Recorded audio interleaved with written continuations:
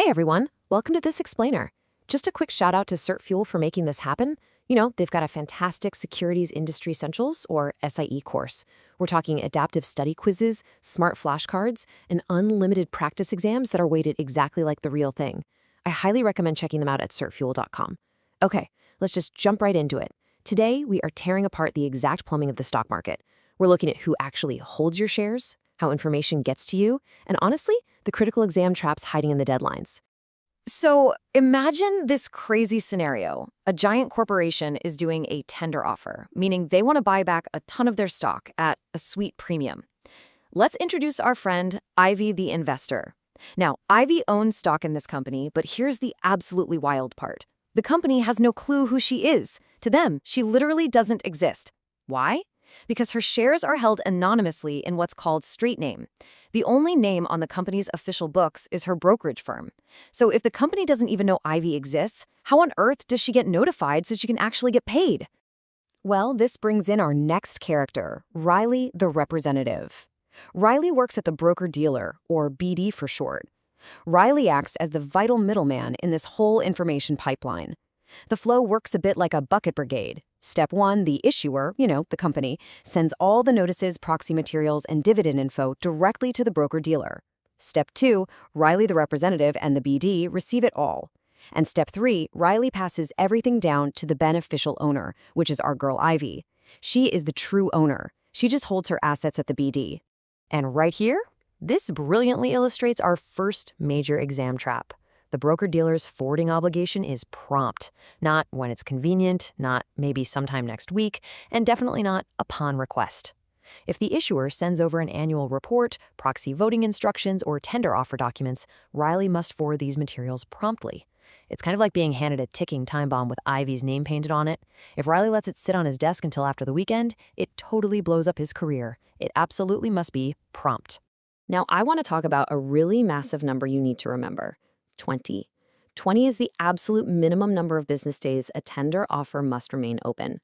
Remember, a tender offer is when a company or maybe an outside party offers to buy shares from current stockholders, usually at a premium price. The Securities and Exchange Commission, or SEC, requires that the offering company keep this door open for at least this minimum period. Why? Simply so investors actually have time to think about it and decide. But here is exactly why that number is so dangerous on test day. The SEI exam loves, and I mean loves, to trick you with calendar days. So please burn this into your memory right now. It is 20 business days.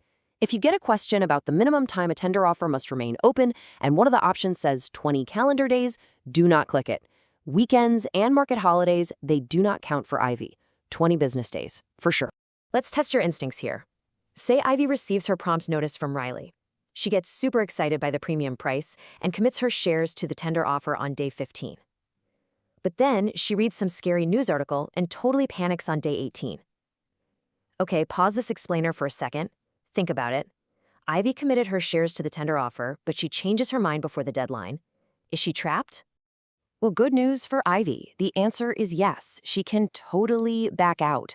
She has complete freedom to change her mind and withdraw those tendered shares right up until the expiration date.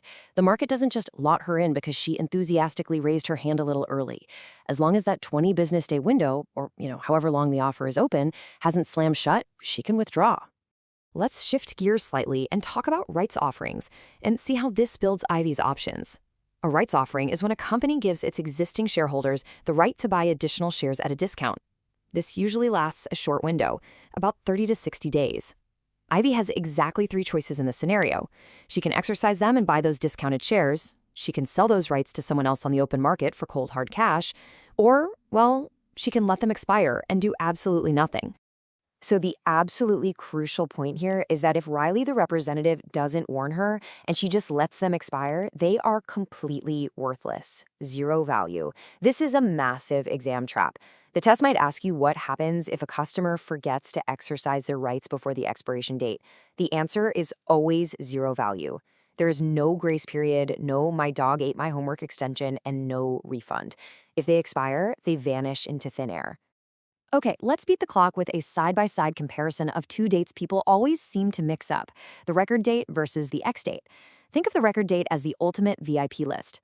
Only shareholders who officially own the stock on the issuer's books as of this exact date get the dividends, the rights, or the voting privileges. Now compare that to the X date or X dividend date. This is the cutoff. It's the date on which the stock starts trading without the value of the upcoming dividend or right attached to it. So why does this matter so much? Because of the current T+1 settlement cycle. That means trades settle 1 business day after the trade date.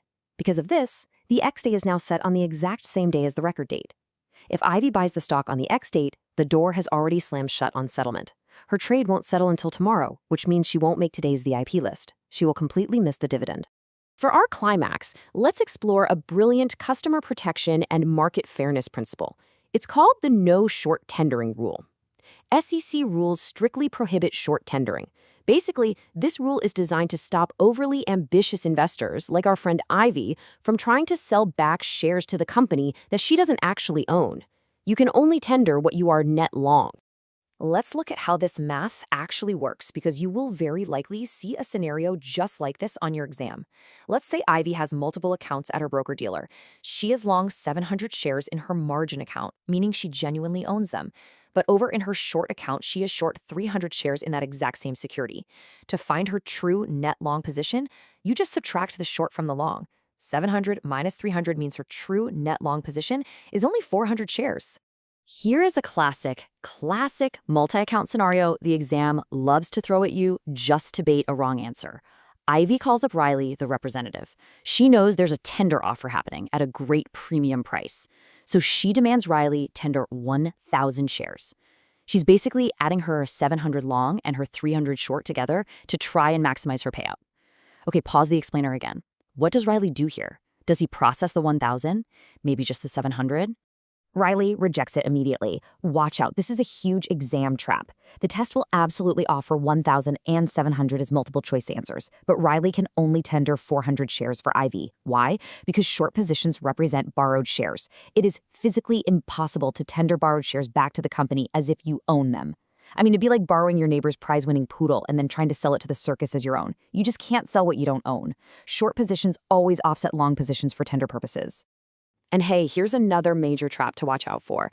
Ivy cannot try a sneaky workaround. The exam might ask you if she can temporarily borrow more shares from somewhere else just to cover her short and artificially inflate her tender amount. Absolutely prohibited. There is no temporary accounting trick allowed that raises the net long position solely for tendering purposes. The regulators see right through that. So, to wrap up this explainer, I want you to ask yourself, how chaotic would the market be without broker-dealers acting as these ultimate guardians? Between promptly forwarding materials to anonymous beneficial owners, enforcing those 20 business day tender minimums, and strictly calculating net long positions so people can't sell things they don't own, the broker-dealer is literally the glue holding market integrity together. But it begs the question, as trading gets faster and settlement cycles shrink, how much more pressure will fall on middlemen like Riley to prevent the whole system from breaking down? Food for thought. Thanks for joining me, and keep studying.